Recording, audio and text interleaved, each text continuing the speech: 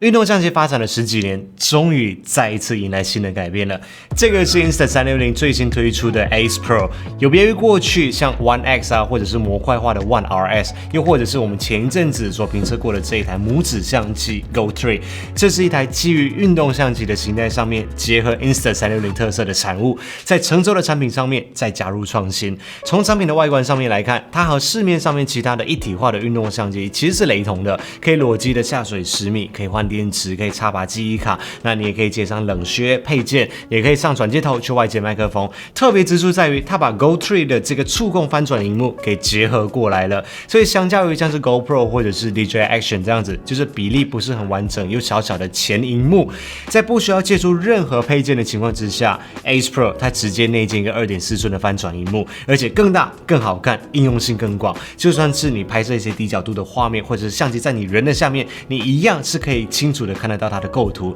但是前萤幕也没有因此而省略，而是提供给你拍摄参数的资讯。那下方这边可以看到它有一个非常明显的提示灯，非常清楚，我很喜欢这个提示灯。真的很好看，这个设计是加分的。那下方这边它和 Go 3一样，有一个磁吸卡扣的设计，不过两者它们是不同用的，在安全的同时可以快速的拆装相机，这点也很方便。底座的这边它可以跟任何 GoPro 的配件来去做结合，所以它的应用性也是非常广泛的。那上个礼拜我去福冈快闪48个小时嘛，我就直接把它带出去当做我的 A Cam 来去拍摄，所以我可以有一个非常真实的使用反馈来跟大家分享。这样子的日常使用场景，我想也是大部分的民众最常会遇到的。现在才出评测的原因，其实是因为我在等他们正式版的韧体更新，因为我们在测试的时候难免会遇到一些问题嘛，我想要知道说这些问题到底修复了没有。那首先在整体的操作体验上面，真的是丝滑般的流畅，萤幕亮度足够，它的触控反应也非常的灵敏，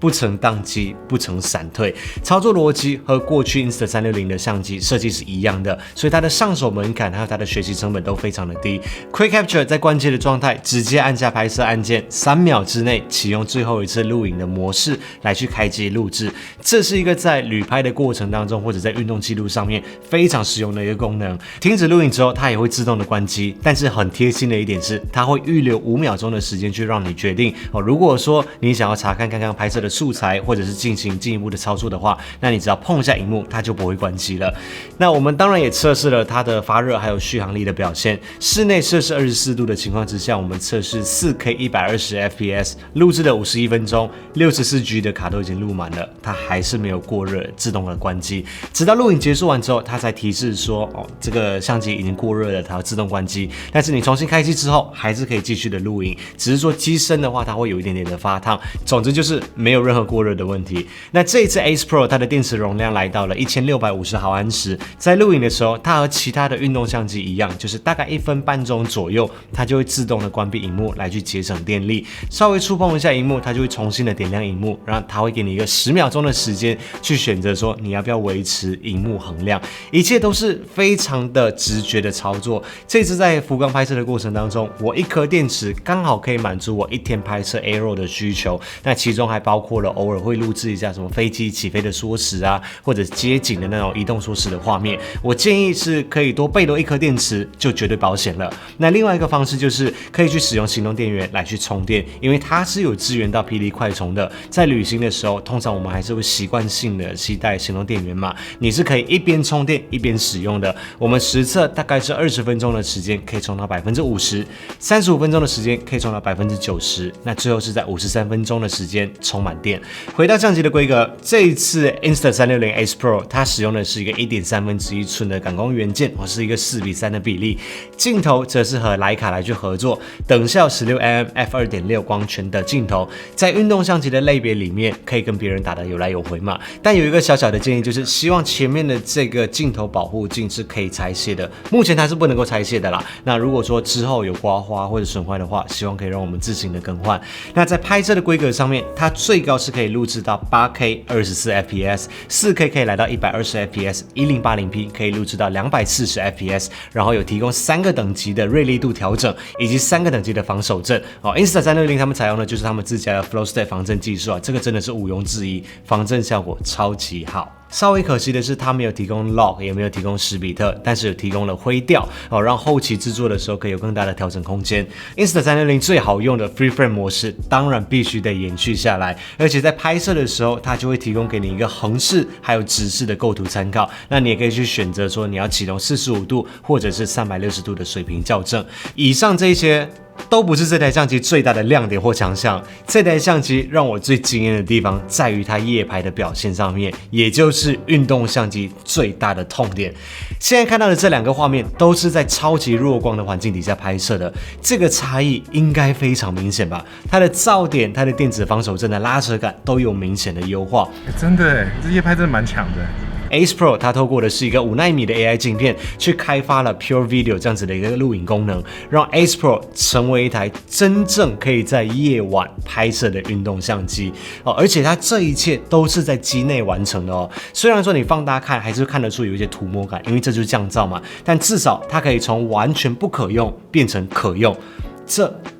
就是 Ace Pro 它的杀手锏功能，它让 Ace Pro 在运动相机界杀出重围。但是我这里有一个小小的建议啦，就是可以再加强的地方，就是希望说这个功能它可以像手机那样子，当它侦测到低光源的时候，就会自动的开启夜拍模式，或者是说至少跳出一个通知提醒我说，如果说你现在使用 Pure Video 这个模式的话，录制的效果会更好哦。我觉得这样子会更方便一些，因为目前的话你是需要手动的切换到 Pure Video 的模式底下，才能够有这么优秀的效果。但是 Pure Video 这个模式它是针对低光源来去设计的，所以在光线充足的情况底下也不建议使用。除了低光源的拍摄， Ace Pro 它也优化了光线复杂的环境底下的拍摄。现在在 4K 30fps 以下，它就会自动的去套用主动 HDR， 配合测光模式设定成人脸优先。你看这个荧幕如果有脸出现的话，它就会自动侦测到一个框框在你脸，这个不是对焦哦，它只是告诉你说它有侦测到人脸，然后它可以以人脸为优先来去进行曝光。就算是在背光的情况底下，整体还是有非常不错的动态范围，在绝大部分的情况底下，优化的效果都是非常好的。但是在我实测的过程当中，有某些情境，例如说像太阳直射脸部的这种场景的时候， Ace Pro 它的运算会针对脸部去调整它的对比度还有细节度，反而会有一些的不自然，例如说脸部这边会出现一些色块或者是太锐利的表现这个就期待他们之后在韧体或者是之后的调教上面可以进行一些优化。那其他的几个功能我觉得也很实用，提供给大家参考。第一个是你在录影的时候，你点2下这个荧幕，或者是按荧幕上面的这个按键，就可以获得一个2倍清晰的变焦，而且这个是无损画质的，因为它有48 megapixel， 而 4K 它所需要的画质只有800万左右。只是说当你在录影的时候这么缩放，它会有一个短暂的黑画面出现，但是在回放的时候，它一切都是正常的。那另外一个好用的功能就是它在录影的情况底下是可以暂停的，不是停止录制，而是暂停，然后之后还可以再接续的录影下去，这样一来就可以玩一些有创意的拍摄，去节省后置的剪辑时间。而且暂停的时候，你还可以去改变它的 FOV 或者是滤镜、快门、ISO 这些的参数，都是可以自由的调整的。那更神奇的地方是，即使是你里面已经拍摄好的影片，你也可以按在右下角的这个录影按键去启用继续录影，新的片段它就会接续在目前这段影片的结尾的地方。那在录影的过程当中，有时候我们会讲错话嘛，或者是觉得这段我需要重录。那现在它有一个很好用的功能，就是如果说你觉得你拍的不好或者讲错话的话，你可以直接长按上面的这个快门按键，然后就可以直接取消掉你刚刚录制的那个影片，去节省你记忆体的空间还有时间。平常我们自己在录影的时候，难免会发生这样子的状况，那我们就要去用回放的方式，然后来去选择说哪一个片段要去删除，就有点浪费时间。而且通常我不会当下删除，就会占据那个记忆体的空间，因为我怕我手残不小心删错画面，所以这个功能是很实用的。那 Ace Pro 真的也把 AI 的功能用得很彻底，它还有一个功能可以在 menu 里面去把它打开，叫做 AI 高光助手。在你拍摄的时候，它就会自动的去标记你影片当中的一些精彩片段，当然你也可以去手动的标记啦。那标记完之后，你可以去选择把它们合并成一个新的档案，或者是另存为多个不同的档案。这样子带来的一个好处就是你可以去节省记忆体的空间嘛。那另外就是针对只想要记录生活的玩家，可能不会也不想要去花时间去进行后置，那 Insta360 它的 App 就可以去自动的剪辑全部自动生成哦，就是我完全连选择片段都不需要。当我进去 App 里面的时候，它就已经自动的生成好一部影片了。以下就是我带着 Ace Pro 去福冈拍摄的时候，它自动标记而生成出来的一个影片，我觉得还蛮厉害的，让大家也抢先看一下福冈 Vlog 的预告。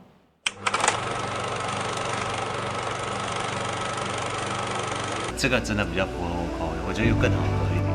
对吧？因为我知道你顿点的，这是吃饼。我刚刚看到建筑蛮特别，这是奶茶来。1个543。你看，是在进行。cheesecake 的口味，竟然有开心果口味的，日本米。自己个人摊位就随便买个东西，然后坐下来吃。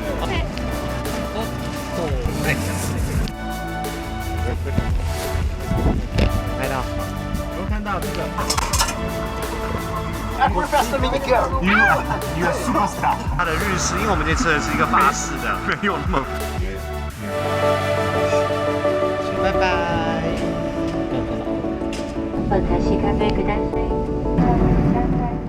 感觉如何？还不错吧？这是一个全自动化的流程，我连选择片段都不需要，它就自动的生成好了。那刚好提到了 App， 现在当你在使用 Insta360 这个手机的 App 的时候，传输 Ace Pro 里面的档案，就算是你暂时的离开，打开别的 App 的话，它也可以在背景继续的下载，你就不会被绑在那个 App 里面，就是什么东西都做不了。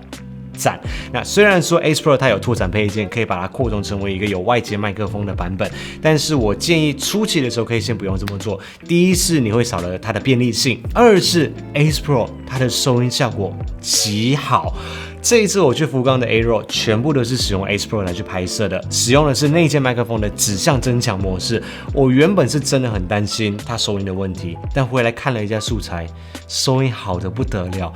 难免在风大的时候还是会有一些限制啦，但是95%以上的收音效果都是非常好的。大家可以听听看这一节片段的收音。现在有管乐团在演奏。是啊，因为杰西大叔带我们来吃一家牛肠，是不是？这个神社还蛮漂亮的，很漂亮，很漂亮。这就是你说这家店的特色，就是它是一个方碗的。对，杰西大叔说来到这里的特色之一，名产呢，对，叫做梅枝饼。我们又回到了福冈车站，距离我们要回去48小时的快闪只剩下24个小时了，真的好快哦！这一次 Insta360 推出的这个 Ace Pro， 它是真正的把新的科技应用到运动相机上面，把运动相机的实用性、操作性还有可玩性，从内到外的提升到了另外一个境界，尤其是夜拍。真的是直接神了，一切的操作都是如此的直觉和贴心，称它为最聪明的 AI 运动相机，我真的觉得当之无愧。那 Ace Pro 它锁定的是运动家、冒险家、一般的生活记录的民众，还有内容的创作者嘛。那针对专业的团队来说的话，它还是少了像 log 或者时间码这样子的一些功能。那如果说刚好符合你需求的话，你也有需要的话，叙述栏位里面有我们的专属连结，欢迎透过它来去购买。那最后我想要提到2个很实用的配件，都在这个画面里面了。大家在购买 Ace Pro 的时候，可以根据自己的使用情境来去选择适合的套装组。例如说，骑车的人他有机车或者是单车的套装，那潜水的人可以去选择他们的防水壳的套装组。但是我要强烈推荐这个 Insta360 跟 PGY Tech 他们合作的这个脚架。必买，甚至即使你不是使用 Ace Pro 的用户，你也可以买来使用。一般在自拍的时候，完全可以这样子来去拍摄嘛。那你也可以把它当成是一个三脚架的模式，把它立在桌面上面。但是立在桌面上面的时候，我们有时候觉得说，这个角度太低了，那怎么办？它可以很大程度的去调整它的高度，到这样子你要俯拍都没有问题耶。而且后面这边它还会挂钩，可以直接挂在墙上，这样子来去拍摄。我觉得它的应用性非常的广泛。击推，另外一个就是我手上的这个 GPS 图传遥控器，这个东西真的太有趣了。虽然说 Ace Pro 它有支援手势的控制，还有语音的控制，就是你比5它就会开始录影，你比耶这样子的话，它就会开始帮你拍照。但是这个配件它可以当成是 Ace Pro 的遥控器，它可以控制相机的开跟关都可以哦，也可以去进行图传，控制各种的参数，还可以帮你记录下 GPS 资讯。当你在旅游没有拍摄的时候，你还可以把它当成是一个手表来去使用，太有一个手表的界面。不知道 Insta360他们未来会不会直接开发一个 Apple Watch 的 App 哦？这样子的话就可以把手表跟控制这些东西全部都把它整合起来的。我觉得应该会是蛮实用的。所以以上就是这一次的分享，希望对大家的选择是有帮助的。如果你觉得我们做的还不错的话，欢迎帮我们按赞、留言、订阅、分享，对我们会有很大的帮助。我是艾伦，我们下一部影片见，拜拜。